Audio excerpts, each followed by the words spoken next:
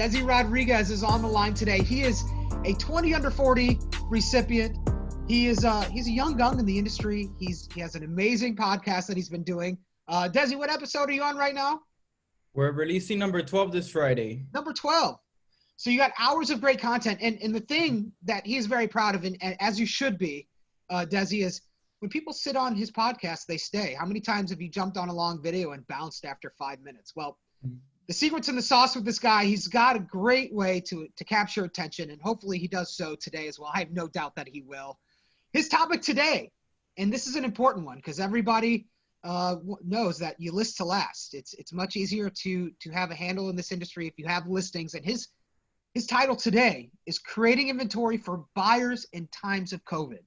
And so he's going to give us a bunch of great tips. And at any point, please, before I turn it over to Desi, if you have questions, if you want to chime in, if you want to do anything to help enhance this conversation, don't be shy. We're all here to learn from each other, to bounce ideas off each other, and collaborate so that we're all survive in this industry. It's a tough industry, and good for us right now. The market's actually pretty hot, and that's good with all things considered. So, Desi, thank you so much for carving some time out of your busy day. The floor is yours, man. Thank you, Kevin. So I just want to start again. My name is Desi Rodriguez. I'm the managing broker for Strike Realty. Before anything, I want to give you, Kevin, a thank you, Peter, the YPN board. If there's anybody that's adapted during COVID, it's been you guys, the YPN board. You guys just keep killing it with this event. Nothing has stopped. You know, we just adapted and we went virtual, but we're all still here. So what I do want to say is that I'm going to talk a lot about getting buyers under contract and creating that inventory for buyers today. But I also did a 20 under 40 TED Talk or Pro Talk for the association that you guys can go watch on the Miami Association of Realtors YouTube page. They also have a bunch of other great content on there as well. So I highly recommend doing that. And one of my things that I love doing is being connected with everybody. So my Instagram is Mr. Miami Real Estate. Go follow me so that we can stay in touch. Now, I chose this topic because it's an issue that's ongoing. There's no inventory in the market. And if you guys work buyers, you know that properties come out and within 24 hours they're selling. Everything seems to be a multiple offer situation. Sometimes they don't even make it to that 24-hour mark. And I recently just even had a situation where I put in an offer on a property that was $475. I put in the offer for $481, and somebody just came in and completely said, I'm going to offer you $20,000 above the list price. I'm going to give you $10,000 above appraisal if it falls short, but you have to accept my offer now. Like, the market is just absolutely insane. People are losing out. Every house, like I said, it seems like it has 10 offers per property. So I want to come in and I want to talk about strategic ways that you could differentiate yourself as that buyer's agent instead of struggling to win a multiple offer situation, to think outside of the box and go get your buyer some properties. So there's really two categories on the strategies that we're going to talk about today. And the first one is going to be people who have already thought about selling. So the first one, it's the most obvious. It's for sale by owners. And I have to mention this because it often gets overlooked, but these are people that are already willing to pay you your commission. They're willing to give you 2.5%, 3% commission, and they are actively trying to sell. So what I highly encourage is that if you're having a buyer that's, you know, facing difficulties finding that property for them, go on Zillow or any other site and look for the for sale by owner. Now, while you are trying to get your buyer a property, when you go and you talk to that for sale by owner with a willing, able, and qualified buyer, that's also a much better conversation to have with them and try to get their listing than just telling them, hey, I'm another realtor in Miami. I can list your property and I can sell it fast. So they see that you're active in that market, that you actually do have buyers, and that you may be the person that can help them out. The next one that I want to get into is expireds. And, you know, this is something that's overlooked all the time, but there's really one main reason that expireds don't sell, and it's typically the price. So what I always tell the members of my team is go look at the expireds from a year to 2 years ago. Go see what has expired and hasn't come back on the market, or what has expired and hasn't sold, because a lot of times properties get either sold off the market or they resell, but there's a lot that don't. And people just give up because they say, oh, well, my house isn't worth as much as I wanted, so I'm going to go ahead and I'm not going to sell yet. But here we are a year, 2 years later, where properties have still been steadily appreciating, and what they may have been asking a year or two ago that value may justify what the market will give now. So it's great to target those people. And I know that an issue that realtors always bump into, well, I find that expired. I know what my buyers are looking for. This expired is great. How do I even get in contact with that seller? So I want to point out a tool that the Miami Association of Realtors started providing to us earlier this year, and it's called Remind. This is something that I was using long before they even provided it, but now it's free. To me, it's an awesome skip tracing service that you guys can go ahead and find their contact information. So to me, there's no reason why you should not be doing this. Now, I also want to get into people who may need a push, people who are, for example, distressed, or they haven't thought about selling, but that need is arising in their life for whatever reason. So the first one that I want to talk about is, and this often gets overlooked, is pre-foreclosures. Right now, as you all know, we have a foreclosure moratorium where banks haven't been able to foreclose on properties for quite some months now. So this is very important because these people are just living on borrowed time. You know, it's inevitable that they may have to sell their property every single month that passes by, another mortgage payment accumulates. Just because they're not actively being foreclosed on doesn't mean that their debt isn't increasing or that it's not going to happen. So one of the ways to find this, and one of the tools is also Remind that you guys can use. Another one is REI Pro, that's more designed for investors, but you guys can use it for, you know, being as a realtor and finding these leads as well. Again, it's REI Pro.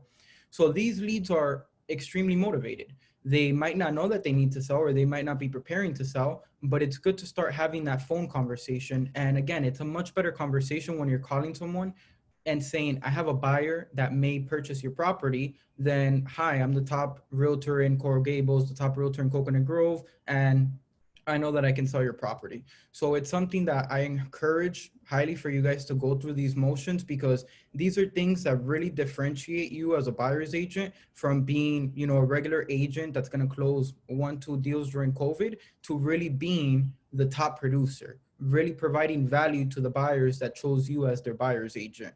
And again, just because you're doing this doesn't mean that you're only in the best interest of the buyer, which of course you are, but you're also in the best interest of yourself, because you're building and you're nurturing a relationship with sellers who you would never have been talking to before. So it's like, you know, you're winning on both sides. Now, the last one that I want to mention, and this is one of my top secrets, so I'm going to release it with you guys today. And after this, I hope that, you know, we can open the floor up a little bit, and I want to hear some other ideas that you guys have, but is absentee owners. So just like there's the foreclosure moratorium, there's also one on evictions. And this is something where there's some landlords right now who haven't been able to kick a tenant out, I believe, for the last 3, 4, 5 months. And there's tenants right now sitting in Florida who haven't paid and they're taking advantage of the situations, and they just haven't paid their rent. So are they going to get kicked out? Yes, it's inevitable. Some people just might not be able to, but the landlords right now are the ones who are really suffering as well. Because if you have a tenant that hasn't paid you in 3, 4 months, but you have a monthly mortgage on that property, and if you have multiple properties and you're going through that situation, just because you own properties doesn't mean that you're wealthy. It doesn't mean that you're rich. You could be an investor. I mean, you could only have 20% equity, and you're really struggling with the situation. So going after the absentee owners means that typically it's going to be a property that's rented out. So again, both of those tools that I mentioned, the REI Pro and the Remind, are great ways and tools to be able to search through the absentee owners. Personally, I like to filter out specifically and go with the out-of-state absentee owners, because I feel like those people are not here. They can't take control of the situation. They can't build that relationship. If the tenant just stopped answering their phone calls and hasn't paid the rent in 3 months, they can't necessarily just drive down the street. They're in another state. And with COVID going on, they're not necessarily going to jump on a plane and come knock on the door to try to collect the rent payment. So these are some of the things that I've been seeing that are really helping. And again, even if they can't sell that property immediately, you built the relationship with that seller. And that's what it's all about, to start building your book of business and start building that pipeline. I don't know if we have any questions in the chat.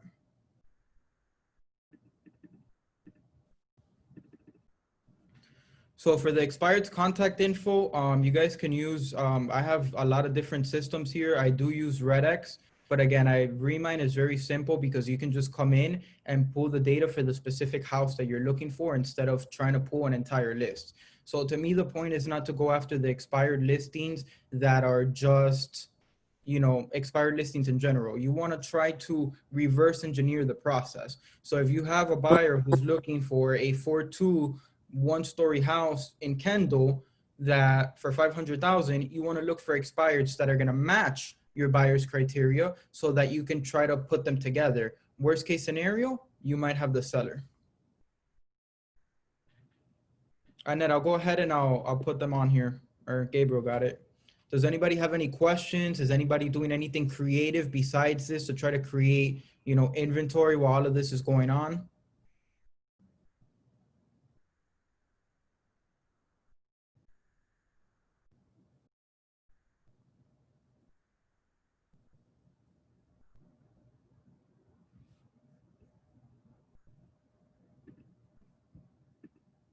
Kevin, that's pretty much what I just had. I went through it really fast. The coffee got me talking fast today. This video sponsored by Pinecrest Bakery. Oh yeah, thanks whoever called me out for rocking the mute. All right, well let's get creative here. We got 12 minutes to kill for our next session. I think for you, man, it's shameless plug time. Tell us about your next upcoming episode and why you're excited about it. So I'm just going to go through the beginning. I know I jumped on during somebody else's, breakout earlier today, but I do have a YouTube channel that I started to really differentiate myself, as a broker and as a realtor in the South Florida market, specifically Miami. As you know, my name is Mr. Miami Real Estate, so all about Miami. But it's basically, I started a video series that's just strictly interviews where I take top professionals in different fields such as mortgage, title, inspection companies. We actually have something coming up with TrueView soon as well. But all of this it's an interview style where we answer the most frequently asked questions that people may ask or topics that people are always looking up. What's better, an FHA or a conventional loan? How to sell for sale by owner. We did one on the top 5 reasons, the top 5 title issues that can kill your deal or that could prevent you from selling your property. So I'm just doing this more than anything to really stand out. And it's something that has been generating a lot of leads and a lot of people and a lot of attention because people appreciate value. So in all of my videos, I'm not trying to sell anything. Just like I do on these presentations, I lay it out on the line. I tell them everything that it is that they need to know.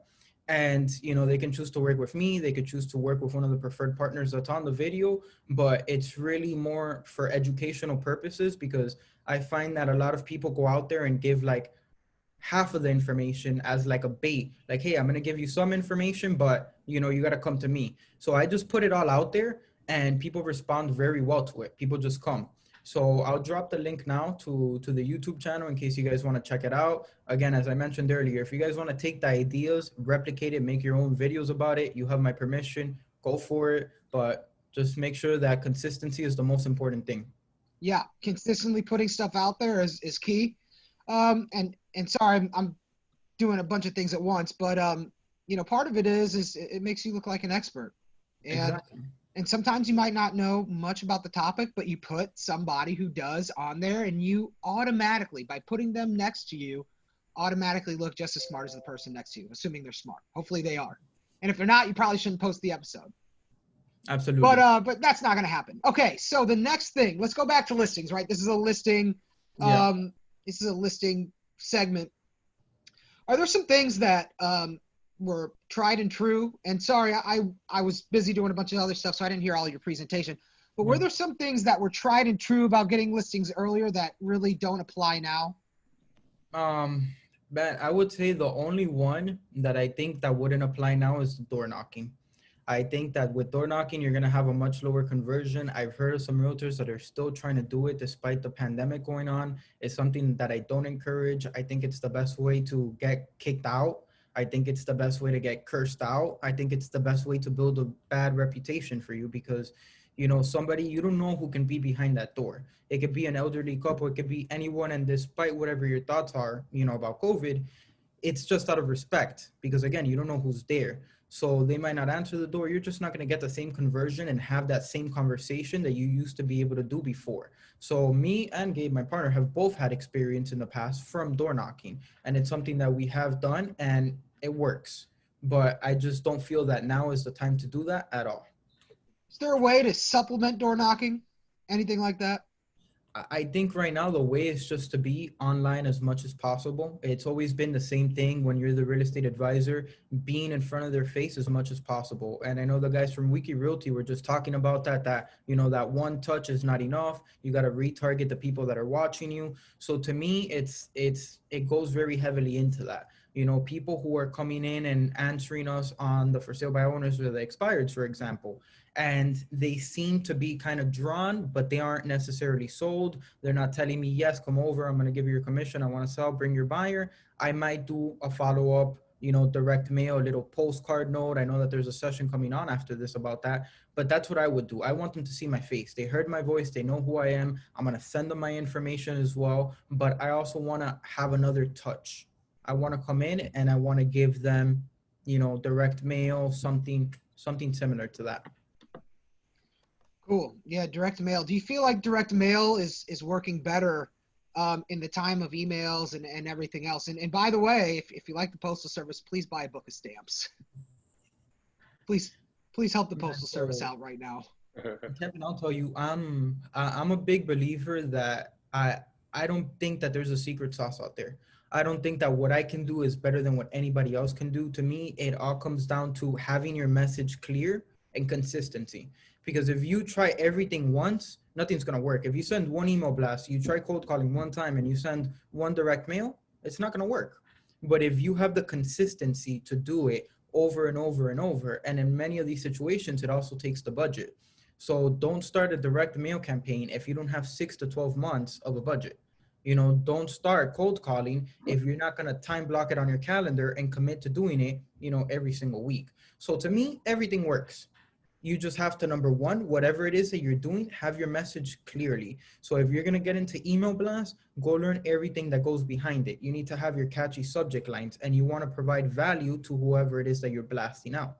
If you're sending direct mail, you want them to contact you with something. You want to have a give and take. So you don't want to just put, hey, I'm the best realtor in Miami, call me. No. So whether it's you're giving them a free CMA, whether you're willing to give them a free guide about how to prepare their home for sale, whatever it is, provide them something to capture their information and to start that relationship. Very cool. Yeah, one extra question with listings.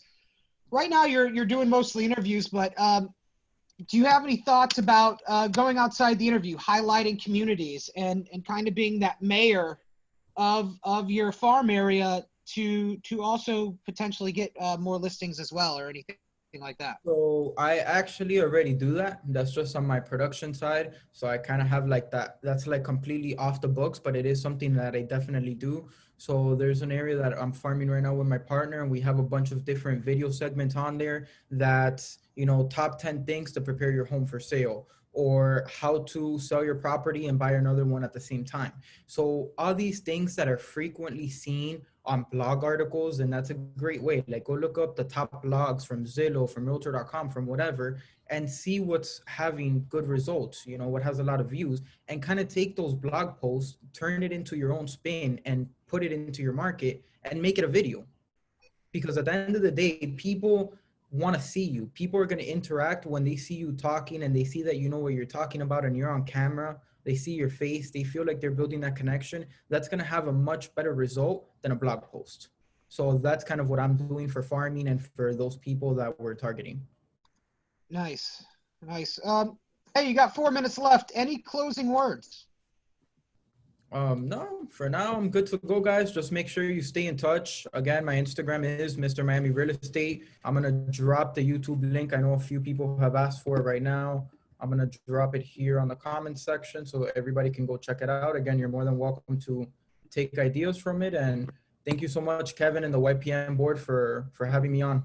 No, yeah, thank you. And I will say this, you want Mr. Miami Real Estate following you. He's always showing love. Not a post goes by where he's not like, what up, you know? So I appreciate you too, man. What do you see as far as trends in listings as time goes on? Do you see anything coming down in the future as some of your final thoughts of maybe things that aren't happening yet, but could potentially be something to look out for down the road?